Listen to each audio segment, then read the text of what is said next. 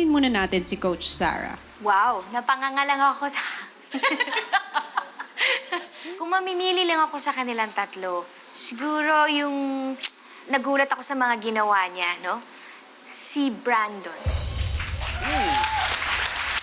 Micah is it's just always wow.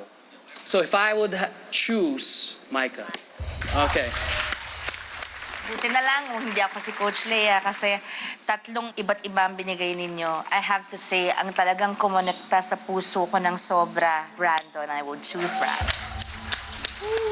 And now to give us her very important decision tonight, Coach Lea. Ginulat nyo ako na naman.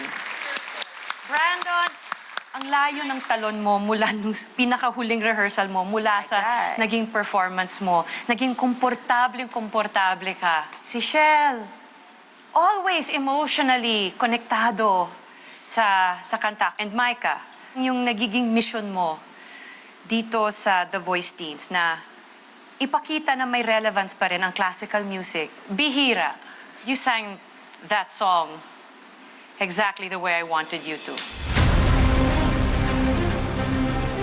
Moving on to, oh boy, live shows. I see.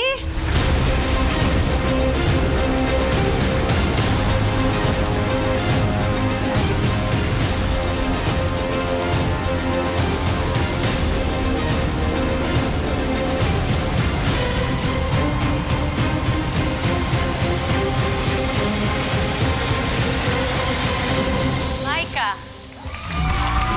Micah, congratulations! You're the first teen artist na mag-a-advance sa live shows. Shell and Brandon, thank you very much for the incredible talent na ipinakita nyo dito sa The Voice Teens. Na-shock po ako kasi hindi po talaga ako nag-expect na ako po yung pipiliin ni Coach Lea kasi ang galing-galing po nila Brandon tsaka ni Shell. Napaka-thankful ko po kay Coach Lea dahil hindi niya po ako binibitawan. Ibibigay ko na talaga ng todo.